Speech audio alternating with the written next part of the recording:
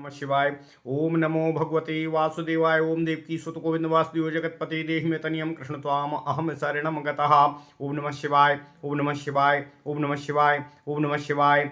अथ श्री ब्रह्म वैवर्त पुराण तृतीय गणपति खंड एकादशो अध्यायः।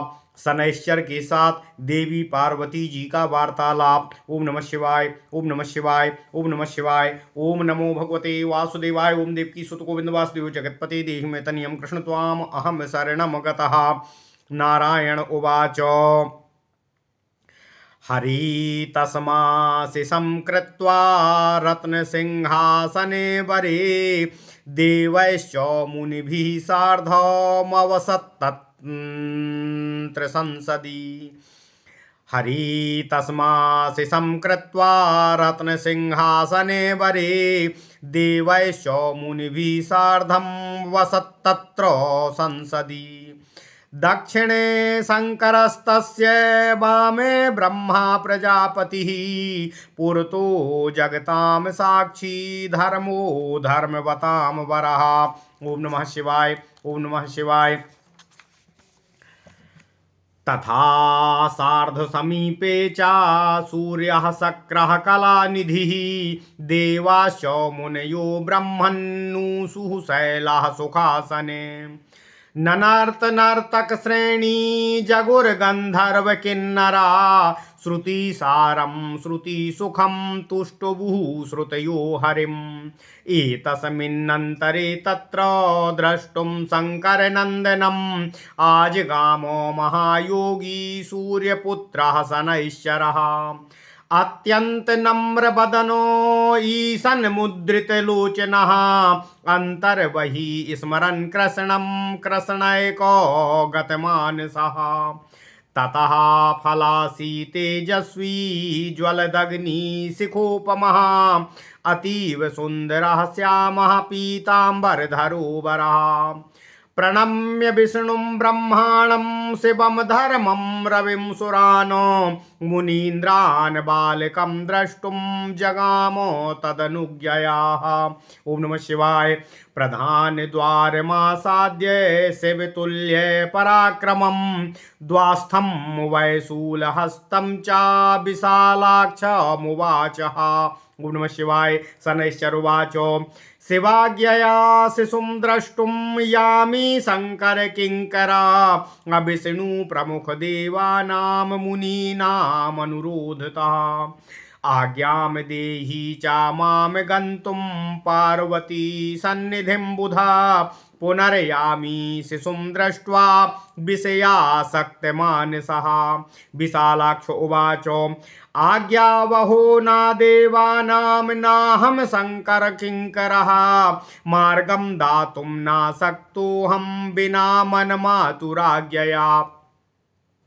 इत्युक्त्वाभ्यन्तरभ्येत्य प्रेरितः सा शिवाज्ञयः ददौ मार्गं गृहेशाय विशालाक्षी मुदा ततः।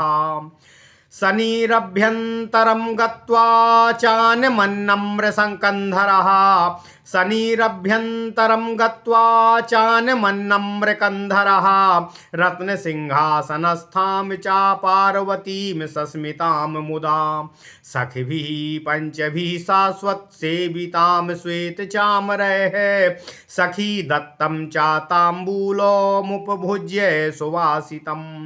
बहिनी शुद्धान् सुकाधानां रत्नभूषणभूषितं पश्यन्तीं नर्तकी नृत्यं पुत्रं धृत्वा चावक्षसि। नतं सूर्यसुतं दृष्ट्वा दुर्गा सम्भाष्य सत्वरं शुभाशिषं ददौ तस्मै पृष्ट्वा तन्मङ्गलं शुभम्। पार्वत्युवाच। कथमानम्रभक्त्रस्त्वं श्रोतुमिच्छामि साम्प्रतं किं न पश्यसि मां साधु बालकं वा गृहेश्वरः। शनिरुवाच। पार्वत्युर्वाच कथमानम्रवक्त्रस्त्वं श्रोतुमिच्छामि साम्प्रतं किं न पश्यसि मां साधो बालकं वा ग्रहेश्वरः शनिरुवाच सर्वे स्वकर्मणा साध्वी भुञ्जते तपसः फलं शुभाशुभं च यत् कर्म कोटिकल्पैर्निलुप्यते कर्मणा जायते जन्तुर्ब्रह्मोद्रार्यं मन्दिरे कर्मणा जायते जन्तुर्ब्रह्मेन्दार्याम मन्दिरे कर्मणा नरगेहेषु पश्वादिषु च कर्मणा। ओम नमः शिवाय। ओम नमः शिवाय। कर्मणा नरकम याति वैकुंठम याति कर्मणा स्वाकर्मणा च राजेन्द्रो भृत्यस चापि स्वाकर्मणा कर्मणा सुन्दरस्वास्वद्वयाधियुक्तः स्वकर्मणा कर्मणा विषयी मातो निर्लिप्तश्च स्वकर्मणा कर्मणा धनवान् लोको दैन्ययुक्तः स्वकर्मणा कर्मणा सत्कुटुम्बी च कर्मणा बन्धुकण्डकः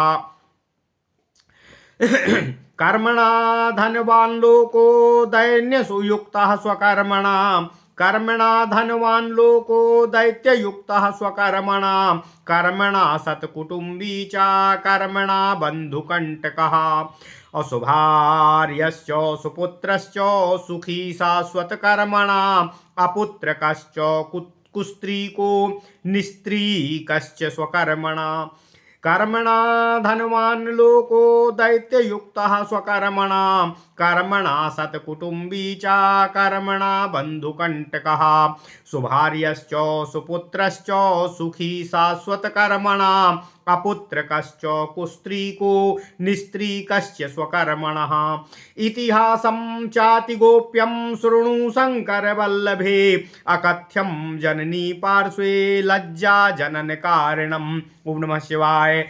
आबाल्यात् कृष्ण भक्तोऽहं कृष्ण ध्यानैकमानसः तपस्यासु रतः शाश्वतद्विषयेऽपि रतः सदा पिता ददौ विवाहेतु कन्यां चित्ररथस्य च अति तेजस्वनी शाश्वत पश्यासु रतः सदा एकदा सा त्वतुस्नाता सुवेशं स्वं विधाय च रत्नालंकार संयुक्ता मुनिमानस मोहिनी हरेः पादं ध्यायमानं माम पश्येत्युवाचः अमत्समीपं समागत्य सस्मिता लोललोचना ससाप माम पश्यन्तो मृतूनाशास्य कोपितः ब्रह्मज्ञानो विहीनं च ध्याय संलग्नमानसम्। ओम नमः शिवाय।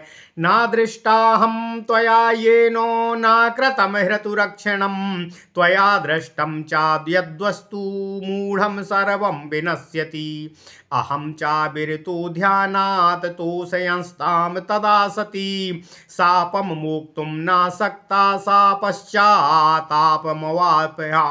ओम नमः शिवाय। अहं च विरतो ध्यानात् तोषयास्तां तदा सती शापं मोक्तुं नासक्ता सा पश्चात्तापमवापहा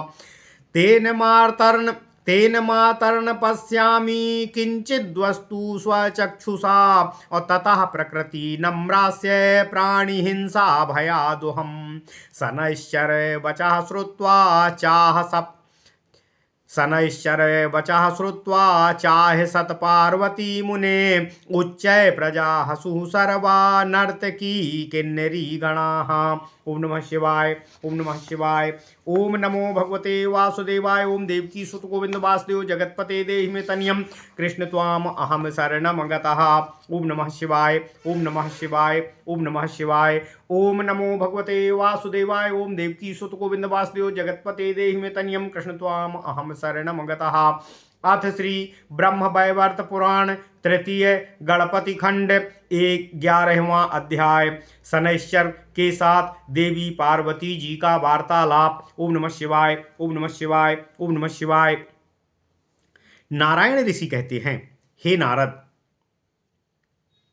भगवान गणेश के जन्म के समय उनके वहाँ उपस्थित सभी देवगणों की आपस में वार्तालाप एवं भगवान गणेश को शुभाशीष देने का क्रम निरंतर जारी था। इस क्रम में भगवान श्रीहरि विष्णु बालक को शुभ आशीर्वाद देकर देवगण मुनिगण सहित उस सभा में उत्तम रत्न सिंहासन पर अपने अपने आसन पर आसीन हो गए। उनके दाहिनी ओर भगवान शंकर तथा वाम में प्रजापति ब्रह्मा बैठे हुए थे। सामने जगत साक्षी धार्मिक गणों में सर्वश्रेष्ठ धर्मदेव जी ने आसन ग्रहण किया हुआ था। ओम नमः शिवाय। उन धर्मदेव के निकट ही सूर्य, इंद्र, कलानिधि, चंद्रमा, देवता, मुनि, हम दोनों अर्थात नर और नारायण, ऋषि, पर्वतगण सुख से आसीन होकर आनंद अनुभव कर रहे थे। नर्तकियां उस सभा में नृत्य करने लगीं। गंधर्व किन्नरगण गायन करने लगे तथा वेद भी श्रुति के सार रूप भगवान श्री हरि का कर्ण सुखकर वचनों से स्तवगान करने लगे।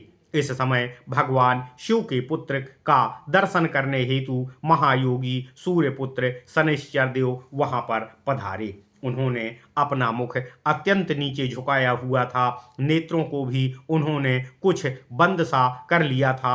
उनका मन भगवान कृष्ण जी स्तवन से युक्त था। वे बाह्यता तथा अभ्यंतर रूप से भगवान श्री कृष्ण जी का निरत ही स्मरण कर रहे थे। वे तपः फलभागी, तेजस्वी, प्रज्वलित अग्नि शिखा के समान अत्यंत सुंदर श्याम वर्ण वाले तथा पीत वस्त्रधारी थे। तदनंतर शनैश्चर ने पहले भगवान श्री हरि विष्णु को, ब्रह्मदेव को, शिव को, धर्मदेव, सूर्यदेव तथा मुनियों को प्रणाम किया। तब उनकी आज्ञा लेकर नवागत शिशु भगवान श्री गणेश को दर्शन करने के लिए वहां गए। पहले प्रधान द्वार पर गए तथा वहां भगवान शिव के समान पराक्रमी शूलपाणी द्वारपाल विशालाक्ष से उन्होंने कहा।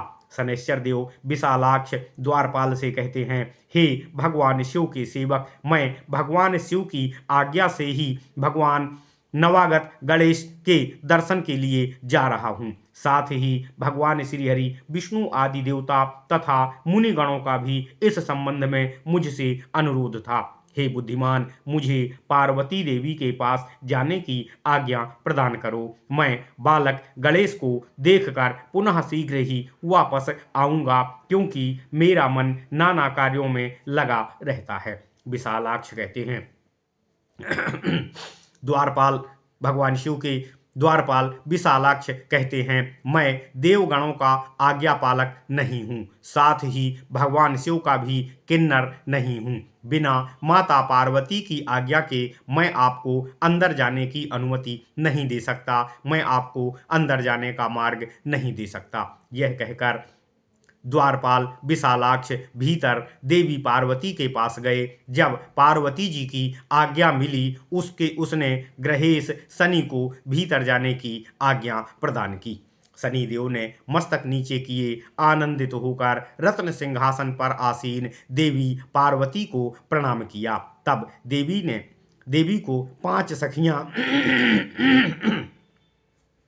वहां पर देवी को उनकी 5 सखियां अनवरत रूप से श्वेत चंवर का झल रही थीं, हवा कर रही थीं। पार्वती देवी सखियों द्वारा प्रदत्त सुवासित तांबूल को चबा रही थीं। वे रत्न भूषण भूषिता थीं तथा उन्होंने अग्निशुद्ध वस्त्रों को धारण किया हुआ था तथा पुत्र को अपने वक्ष स्थल से लगाकर नर्तकी समूह को नृत्य करते हुए देख रही थीं। जब शुभ लक्षणा देवी दुर्गा ने सूर्यपुत्र शनिदेव को देखा, तब उन्होंने आदर करते हुए शनिदेव से उनकी कुशलता पूछकर उनको आशीर्वाद प्रदान किया। देवी पार्वती शनिदेव से कहती हैं, हे साधु, हे ग्रहेश्वर, तुमने अपना मुख अवनत क्यों किया हुआ है, झुका क्यों रखा है, मेरे पुत्र का मुख क्यों नहीं देखते हो। शनिदेव कहते हैं, हे साध्वी, सभी अपने कृत कर्म का फल भोग करते हैं। स्वयं शुभ और अशुभ किया हुआ कोटि कर्म कल्प में भी कभी व्यर्थ नहीं जाता है। ओम नमः शिवाय, ओम नमः शिवाय। शनिदेव कहते हैं, हे देवी, कर्म के कारण ही जीव ब्रह्मा, इंद्र तथा सूर्य के ग्रह में जन्म लेता है। हे देवी, अपने कर्म के कारण ही हर मनुष्य अथवा पशु आदि योनि में प्राणी जन्म लेता है। अपने कर्म से ही प्राणी वैकुंठ लोक में अथवा नरक लोक में जाता है। स्वकर्म से ही वह राजा अथवा भृत्य अर्थात सेवक का जन्म ग्रहण करता है और कर्म से ही प्राणी सुंदर भी होता है तथा कर्म से ही वह निरंतर व्याधिग्रस्त अर्थात रोगी होता है। वह अपने कर्म के कारण ही विजयी होता है, विजय प्राप्त करता है अथवा कर्म से अथवा राग द्वेष बैर आदि से निर्लिप्त बैरागी हो जाता है।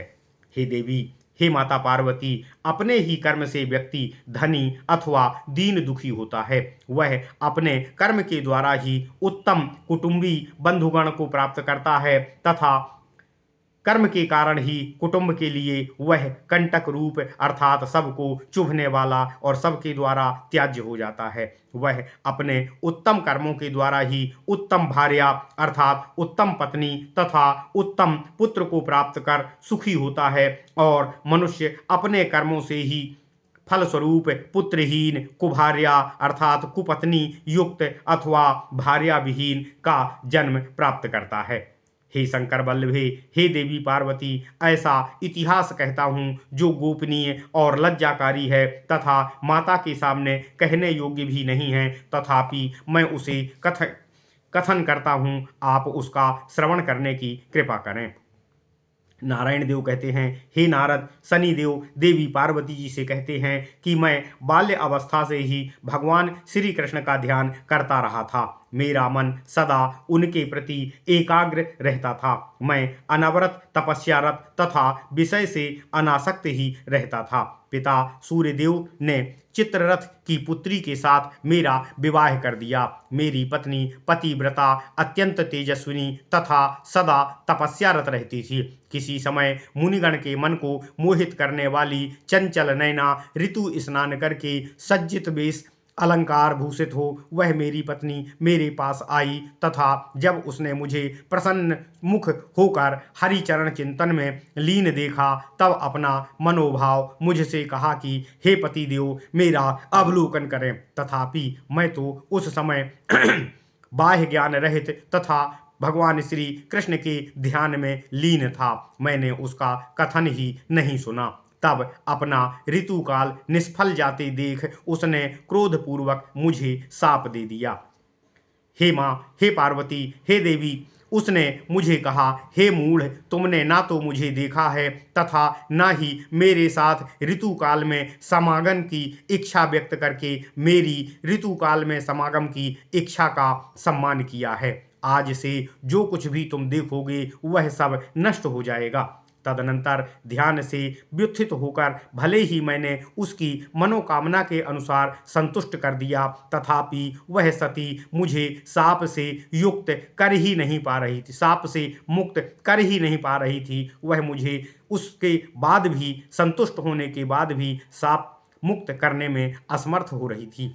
तब वह पश्चाताप करने लगी। हे माता, तभी से मैं जो कुछ भी देख लेता हूँ, आंखें उठाकर जिसकी ओर भी देख लेता हूँ वह नष्ट हो जाता है तथा प्राणी हिंसा ना हो ऐसा मेरा स्वभाव नत सिर रहने का हो गया है, ताकि मैं कुछ भी ना देखूं जिससे किसी का कोई अनिष्ट ना हो सके। क्योंकि पत्नी शाप के कारण मैं जिस किसी को भी आंखों से देख लेता हूँ वह नष्ट हो जाता है, उस पर विपत्तियों का आगमन हो जाता है। हे मुनिवर, नारायण ऋषि कहते हैं, शनैश्चर का कथन सुनकर माता पार्वती तथा सभी किन्नरियां एवं नर्तकी उच्च स्वर से हंसने लगीं। ओम नमः शिवाय। इति श्री ब्रह्मवैवर्त महापुराणे गणपति खंडे नारद नारायण संवादो शनि पार्वती संवाद शनैश्चरो दृष्टो कारण कथनम नाम एकादशो अध्यायः। ओम नमः शिवाय, ओम नमः शिवाय, ओम नमः शिवाय। ओम नमो भगवते वासुदेवाय। ओम देवकी सुत गोविंद वासुदेव जगतपते देहि मे तन्यम कृष्ण त्वाम अहम शरणम गतः। ओम नमः शिवाय, ओम नमः शिवाय, ओम नमः